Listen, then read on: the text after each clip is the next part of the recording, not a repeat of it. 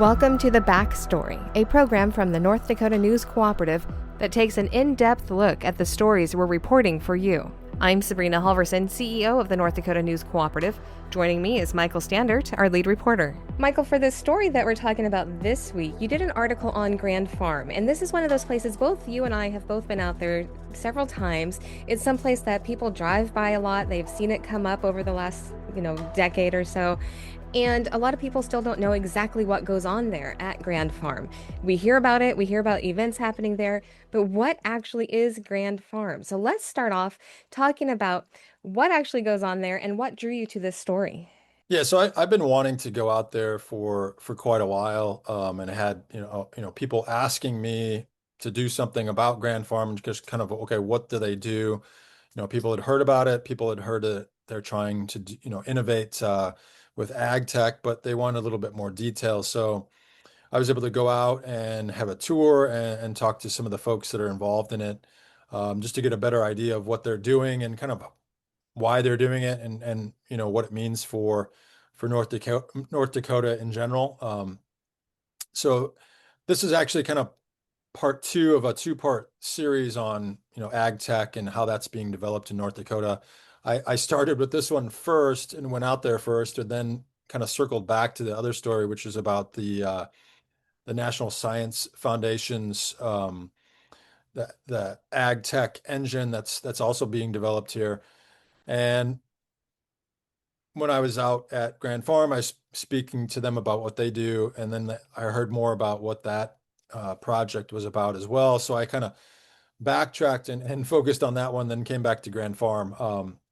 But it's a 600-acre campus near Casselton there, trying out all kinds of technologies. And they're mainly trying to focus on the biggest issues that farmers face at this moment. And one of those things is herbicide resistant weeds. So they have a lot of different technologies out there that they're testing. In being here in North Dakota, they can have a different variety of testing scenarios that they can go through. It's from the people there that talk about why North Dakota is good for this, that they talk about how all the different kind of cropping varieties and things like that these technologies can be tested on, not just at the site, but they can go out to different farms in the area that they partner with, and then see if that technology will work on that farm as well. The times that I've been out there, I've got to see some really interesting technology happening out there at the farm, and I know that you have as well. One of the times I was out there fairly recently, within the last year or so, was when the U.S. Agriculture Secretary came to North Dakota, and our Ag Commissioner Doug Goring was there, and Senator Hoeven was there, and other ag leaders and things, and we got to watch an autonomous tractor working in the field, and it was the neatest thing because it did not require a human sitting in the tractor as it was going about. And I don't remember if it was tilling or it was spraying or what, but Mm. I just thought what I found so neat about it, we've seen a lot of autonomous, drones and things, but this was this great big old tractor, going through the field. And I thought that was the neatest thing to see that kind of technology and things like that that are really being worked on here in North Dakota. And so I'm curious, like, what are some of the things that you've seen out there that really stuck with you? Yeah, I saw some of those things. I mean, there were these little robots that could go through the rows and either spray or kind of precision pull weeds and things like that. It was very some of these things are also commercially available, but they're testing them in different crops and landscapes. So that's kind of one of the things I saw. There's there's a lot of things to do with mapping and drones and how that fits into using these different systems and using AI, um, and just to kind of make things more autonomous. And then speaking with other people about, okay, what does this mean for farmers? Farmers don't necessarily want to try out that stuff themselves, Yeah, yeah. and don't want a huge learning curve. So getting to the point where these things are either easily deployable by the farmers themselves or by technicians that can come in and do it. is kind of what they want to do. So they don't want to have, most farmers don't have the time to go try these things out themselves. So this is kind of why a place like Grand Farm is good for getting those things tested and making sure they're operable and easy to use. Yeah. You know, herbicide resistant weeds, you mentioned that a few minutes ago, and it's a focus in the article as well. And that's because it is a big focus of a lot of the work that's being done out there. And the reason for that is because herbicide resistant weeds are a big problem for farmers. So let's talk a little bit about some of the technology. Like, are they working on drones? Are they working on robots? Smart sprayers, I think I saw. Yeah, all of the above. I mean, drone kind of photography using satellites, then kind of getting that data into the smaller systems that can actually go, pick these things out or target them.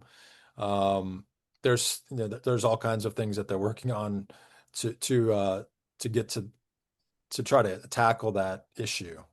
Yeah, some really neat technology. Like you said, that they can use a satellite to see where the weeds are, which to me is just a little bit mind-blowing in itself because we're talking about small weeds.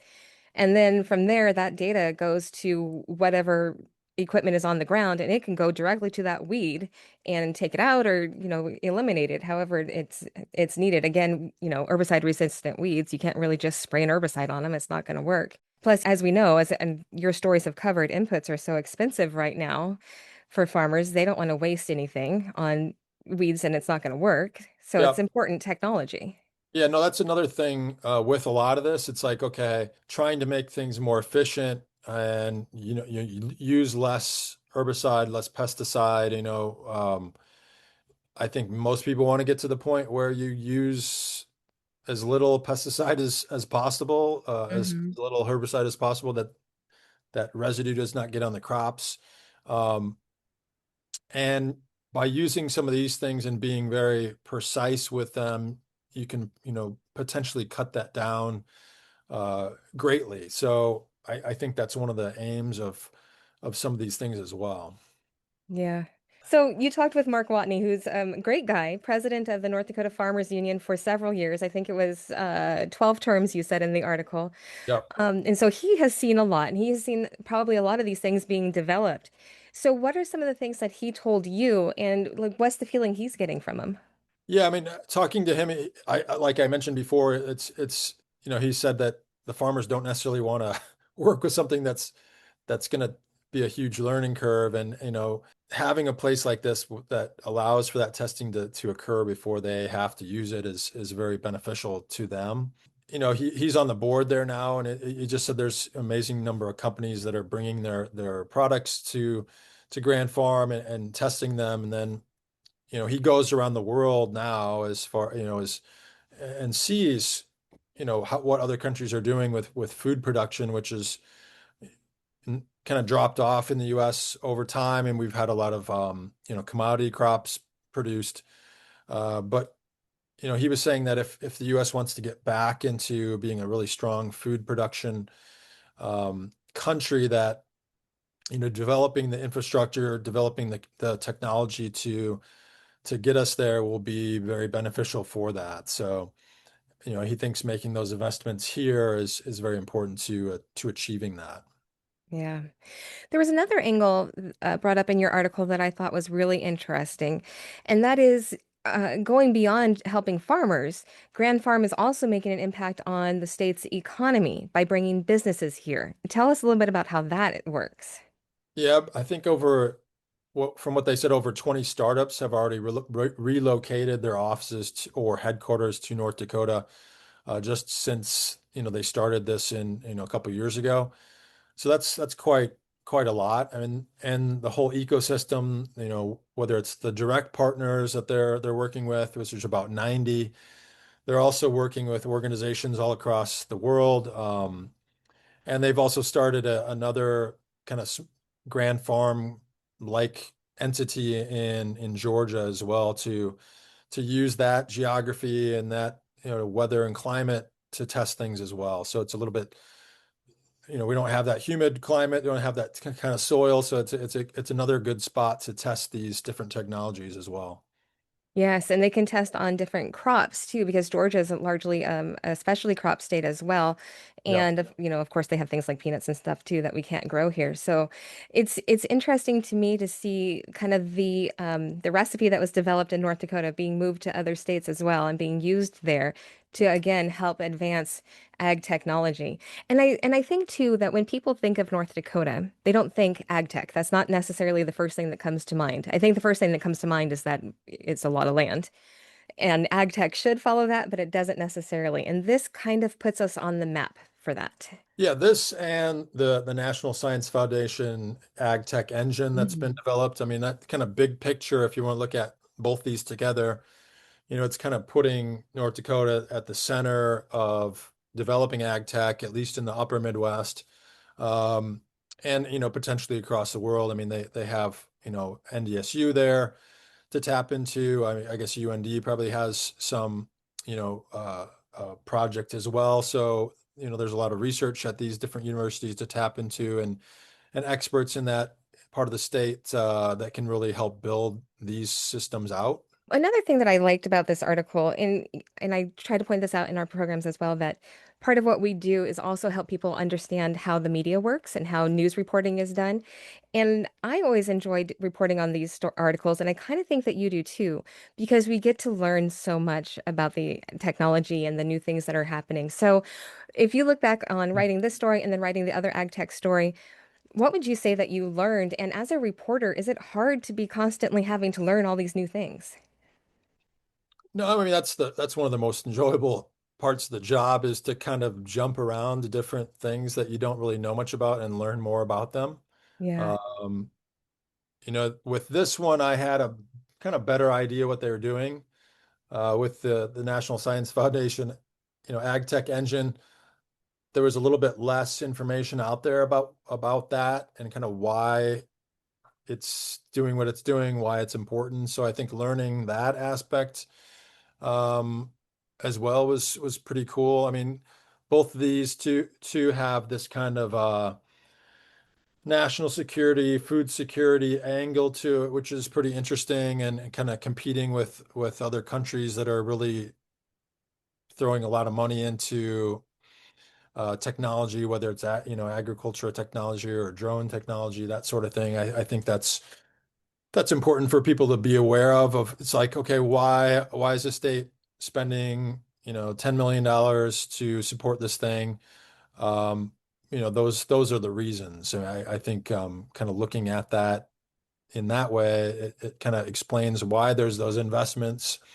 And that's not just a handout and that sort of thing. Because people see, oh, the Department of Commerce is giving a grant to this company, that company, and they don't necessarily see kind of what happens later and kind of relate that, you know, from what I've heard from people. So I think looking into these projects that have been kind of state supported and kind of telling the story of what they are doing, if they are successful, and if on other angles, if they're not successful, we've done a few of those before too. Um, just to get a better idea of, okay, has that money been spent well? Yeah. And I really like that. And I agree that this is one of the best parts of being a journalist is all the new things that we get to learn all the time. But I also like what you're saying there about carrying a story from start to finish, letting people know the whole story, coming back to something, letting them know how this project ended as well, or how it's continuing as well. Because sometimes people don't see that, and and like you said, they don't know where that money's going or what it's being actually used for. So when you can show here's the progress that was made because of this. I really enjoy being able to help inform our communities like that. Yeah, I would say too that, almost any story is kind of a snapshot of a particular time. So, we're looking at it at this time, what, 2022, they got the grant to build the facility, and how far they've come in since then is pretty interesting. You know, I think people should be aware that all stories are kind of a snapshot in time of a certain thing, and it could change. There might be something different that different angle to it I didn't cover. So there's there's all kinds of angles to cover for every story that other media outlets are welcome to do as well. But for something like this, when you hear from people, oh, what are they actually doing?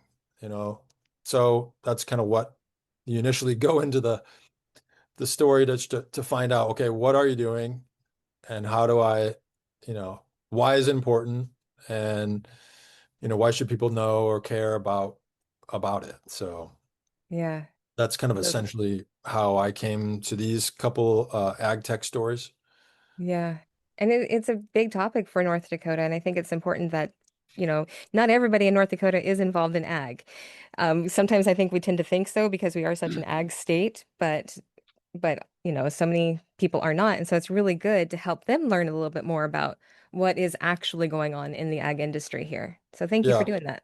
And yeah, I mean, I'm from Illinois originally, and it's a pretty agriculture state. But as I know, most people don't really have a good understanding of agriculture unless they're really into it or they grew up on a farm or something like that. So, you know, another aspect of this is, looking down the road, and I think this is why they're trying to develop a lot of these things here in North Dakota is, okay, what are the next big industries to take over after oil and gas?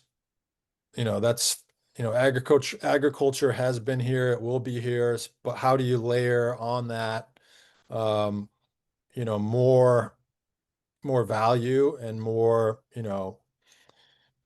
impactful careers and this sort of thing. And I think some of that filters into what work is being done at different universities and colleges here too. Kind of having a pipeline of students and researchers going through those different institutions that can go into careers like this and stay here in the state too. Yeah.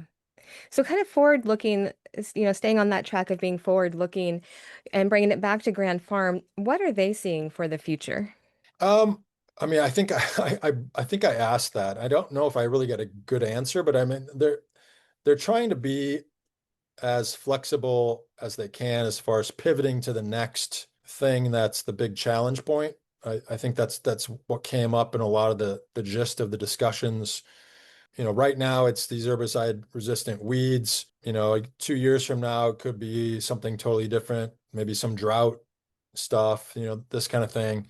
But it's about getting things in here to test what's the biggest issue right now. So, and getting those collaborators together as well that can kind of solve some of these things as quickly as possible.